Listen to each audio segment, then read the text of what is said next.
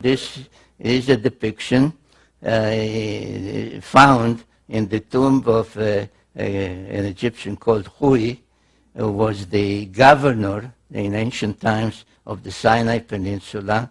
And in his tomb, the burial chamber is surrounded on the walls with depictions of scenes from the lands where he was an official. And this is from the Sinai, and I think you can see that this is an underground silo, because you see the ground level with trees and giraffes, etc., and you see it multi-stage rocket ship and the command module sticking out from above ground. So this is what existed in the Sinai Peninsula. Oops, we go forward. Right.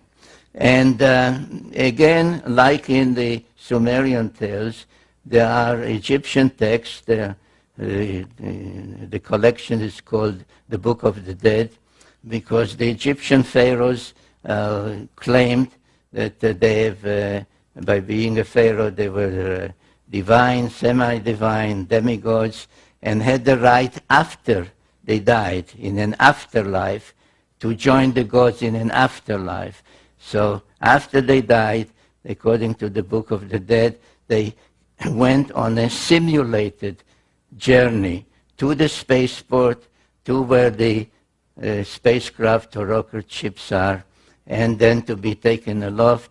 And this, and the Book of the Dead has many illustrations. This is just one of them that shows the 4 pilots that welcomed him aboard the spacecraft, one of the pharaohs.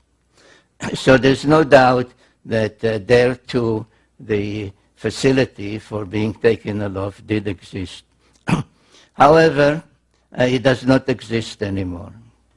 Baalbek still exists in ruins, but the spaceport in the Sinai does not exist, because in one of the next wars between the various clans of the Anunnaki, the Enlilites, the Enkiites, Ninurta, Marduk, etc., they resorted to the use of nuclear weapons.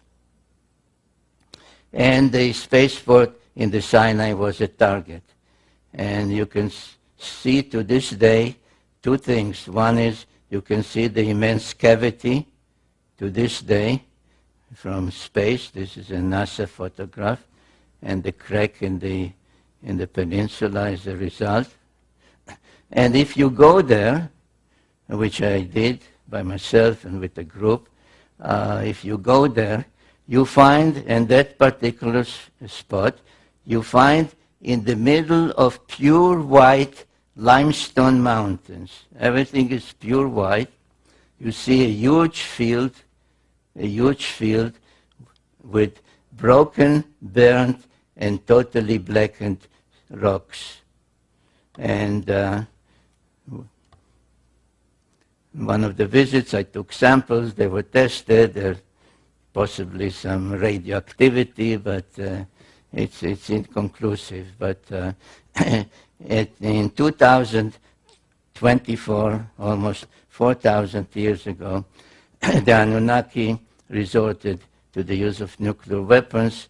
There is a long text called the Era Epic, E-R-R-A, Epic, that describes the reasons, who did it, how they did it, what the number of nuclear weapons that were used in 2024. The unintended consequence of that was that a wind blowing from the Mediterranean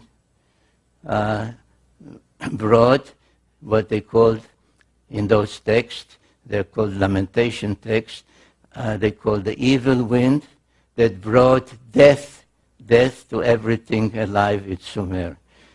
As the nuclear wind passed, reaching from the Sinai to Sumer, it did not destroy anything. The lamentation text lament that the stalls stand, but the animals that were there are all dead. The houses stand, but everybody who lived in the houses lies dead in the streets, on the roofs, etc. And that was the end of the great Sumerian civilization, about 2024 BC. And in that one, unlike in the previous wars, where Ninurta, the son of Enlil, was the victor, Marduk, the son of Enki, was the victor, and that was the beginning of the rise of Babylon. Instead of Sumer and Enlil and all the others, it was now the era and the time of Marduk and the Babylonians.